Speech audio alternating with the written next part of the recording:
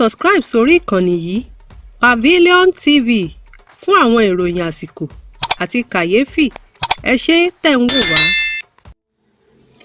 A kí yín káàbọ̀ sórí ìkànnì Pavilion TV ní gbogbo ibi tí ẹ ti ń wò wá káàkiri àgbáńlá ayé. A kí yín ẹ kú dédé àsìkò yìí o. A kú bójú ọjọ́ ṣe rí. Pàápàá jùlọ gbogbo ẹ̀yin olólùfẹ́ wa àti gbogbo ẹ̀yin tí ẹ ń darapọ̀ mọ́ wa fún ìgbà àkọ́kọ́ lórí ètò lónìí. Ẹ káàbọ̀ o. Ẹ ṣé tẹ́ ń wò wá ní gbogbo ìgbà o. Iwájú iwájú òun lọ̀pá ẹ̀bì tí gbogbo wa yóò máa ré sí. Àwọn kókó ọ̀rọ̀ tó ń lọ ni a ní ká ṣe àgbéyẹ̀wò rẹ̀ lórí ètò lónìí. Nínú àwọn kókó náà ni owó náírà tuntun. Owó náírà tuntun.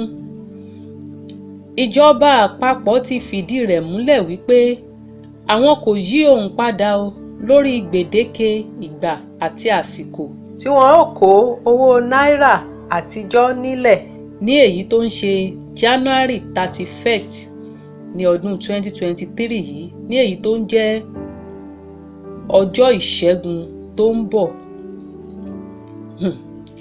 Ṣùgbọ́n ìyàlẹ́nu ló jẹ́ wípé títí di àkókò yìí ilé ìfowópamọ́ gan kò san owó tuntun jáde fún àwọn ènìyàn.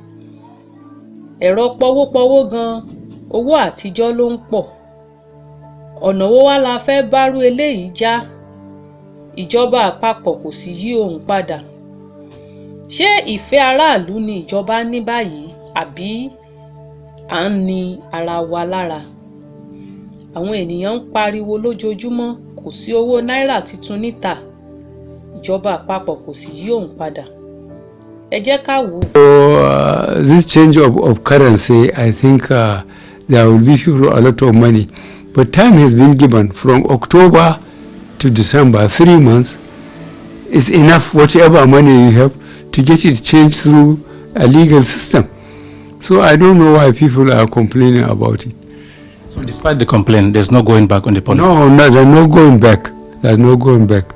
My aim is to make sure that Nigerians believe. Ọ̀nà wo wá la fẹ́ bá yàrá já báyìí?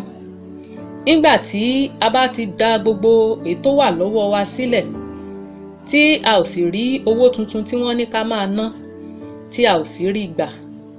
Ṣé kìí ṣe wípé ìwà ara wa lára leléyìí? Ọlọ́run mà gbà wá o. Èyí ni kókó àkọ́kọ́ tá ní ká gbé yẹ̀wò. Èyí tó tún dàbí rẹ̀, ó ní ọ̀rọ̀ epo pẹtiró. Tí a bá ń lọ nígboro, a ó rí bí gbogbo ilé epo ṣe kún fún àwọn èèyàn tí wọ́n fẹ́ repo tí kò sì sí epo. Ọ̀pọ̀lọpọ̀ ilé epo ló ti gbé ilé epo tìpa nígbà tí kò sí epo nílẹ̀. Ìwọ̀nba àwọn péréte tí wọ́n bá lépo, àwọn ènìyàn bí àlùbami ni wọ́n ń lura wọn nítorí àti rí epo rà tí kò sì kí ń ṣe iye tó ìjọba ní kí wọ́n máa tà á gan ni wọ́n ń tà.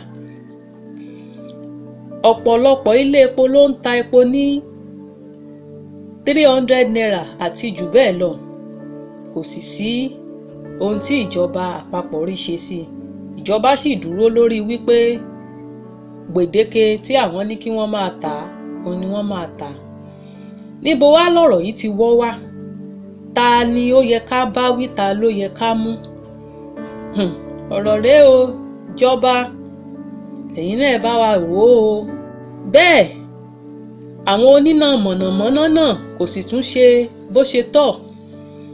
Àwọn náà wọn ò ní fún ará ìlú níná débi tí a tiẹ̀ ní tá bá ń jìyà níbì kan, a máa fi iná mọ̀nàmọ́ná a máa fi pàrònú rẹ́. Ó wá dàbí ẹni pé ìnira yìí ní gbogbo ọ̀nà ni ó ti ń wà. Nítorí nígbà tí kò bá sí owó, kò tún sépo, kò síná. Ọ̀nà wo ni àwọn èèyàn fẹ́ gbé gbà láti máa gbé ilé ayé gbádùn? Ìjọba àpapọ̀, à ń rọ̀ yín o.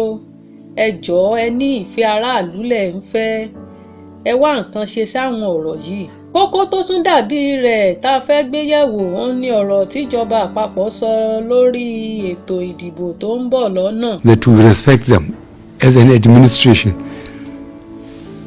So Nigerians should vote for whoever they like from whichever party. Nobody will be allowed to mobilize resources and thugs to intimidate people in any constituency. That's what I want to go down into Nigerian history for. Ìjọba àpapọ̀ sọ̀rọ̀ pàápàá jùlọ olórí orílẹ̀-èdè Nàìjíríà President Muhammadu Buhari wọ́n sọ̀rọ̀ wípé kí àwọn ènìyàn kan dìbò fún ẹnikẹ́ni tó bá wù wọ́n láti ẹgbẹ́ yòówù tó bá wù kó jẹ́ kí àwọn ènìyàn ó dìbò. Òótọ́ ni ọ̀rọ̀ tí President wa sọ, ṣùgbọ́n ṣé àwọn ènìyàn ní káàdì ìdìbò lọ́wọ́? Ẹni ká lọ máa gba káàdì ìdìbò, ṣùgbọ́n ní gbogbo ibi tẹ́ ti ní ká mọ̀ gbà àtẹ̀pa bí ẹni ń tẹmọ díẹ̀ pa, ó ní àwọn ènìyàn ń tẹra wọn pa nítorí pé wọn ò fún ọ̀pọ̀lọpọ̀ àwọn èèyàn ní káàdì ìdìbò. Bóyá àwọn ẹ̀yin sì ti rí tiyín gbà níbẹ̀ ń, ṣùgbọ́n ọ̀pọ̀lọpọ̀ ìjọba ìbílẹ̀, ìjọba ìpínlẹ̀, ọ̀pọ̀lọpọ̀ ìjọba ìpínlẹ̀ gan ló fún àwọn òṣìṣẹ́ wọn ní holiday pé kí wọ́n ó lọ gba káàdì ìdìbò wọn. Ṣùgbọ́n síbẹ̀síbẹ̀ ọ̀pọ̀lọpọ̀ àwa èèyàn á rí káàdì ìdìbò gbà. Ìjọba ẹ bá wa gbé ìgbésẹ̀ lórí àwọn ọ̀rọ̀ wọ̀nyí kí ayé ó lè rọ mùtúmùwà kó lè rọ̀ wá lọ́rùn. Ẹ subscribe sórí ìkànnì yìí Pavilion TV fún àwọn ìròyìn àsìkò àti kàyéfì. Ẹ ṣé tẹ̀ ń wò wá.